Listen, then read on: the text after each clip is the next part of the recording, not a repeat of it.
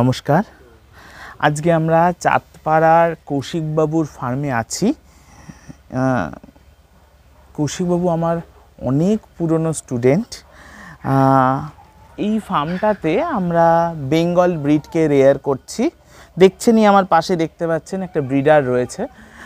এখানে আমরা এই ব্রিডগুলোকে তৈরি করছি। এখানে প্রপার ব্রিডিং ফার্ম, এখানে আমরা বাচ্চা তৈরি করি এবং বাচ্চা এখান থেকে সেল আউট হয়। আমাদের ব্রিডিংয়ের স্পেশালিটি হিসেবে যদি বলি তো আমরা পিওর বেঙ্গল লাইনকে এখানে রেডি করছি।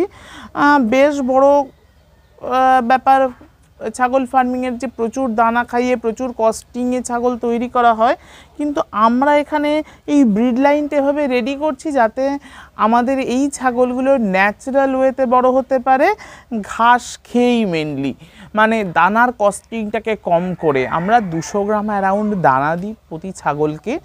আর তাছাড়া ভ্যাকসিনেশনটাতে আমরা প্রপার মনোযোগ দিই যাতে সমস্ত রকম ভ্যাকসিনেশান আমাদের এখানে হয়। PPR, goat pox, FMD, ETTT vaccine. যদিও নর্থ 24 পরগনাতে ইটিটিটির অ্যাটাক খুব কম, তা সত্ত্বেও আমরা ইটি এবং টিটি ভ্যাকসিনটা করি পরবর্তী প্রজন্মের জন্য। এখানকার এই ছাগলটি নয় ভালো থাকলো, তার বাচ্চাটি কোথায় যাবে, কে ফার্মিং করবে, সেই প্রজন্মটি দেখার জন্য আমরা ইটিটিটি ভ্যাকসিনটাকেও কমপ্লিট করে রাখছি। আর ব্রিড লাইনটা হবে রেডি করা হচ্ছে যাতে আমরা পরবর্তী ছাগলগুলো আমরা খুব ভালো কোয়ালিটির পেতে পারি। মানে আমাদের এখানে যে বাঘটি আমার পাশে ছিল, এর অ্যারাউন্ড এই মুহূর্তে ওয়েট রয়েছে 32 থেকে 33 কেজি।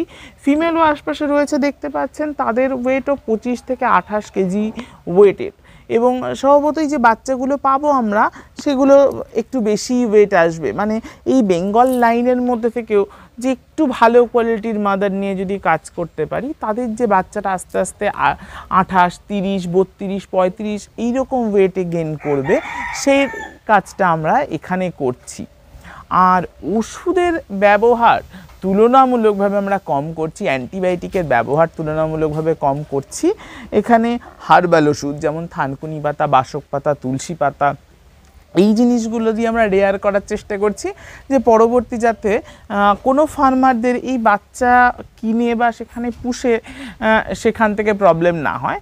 নিজেদের স্বার্থ তো অবশ্যই আছে, মেডিসিন কস্ট কমে যাচ্ছে। আমরা এখানে এভাবে কাজ করছি।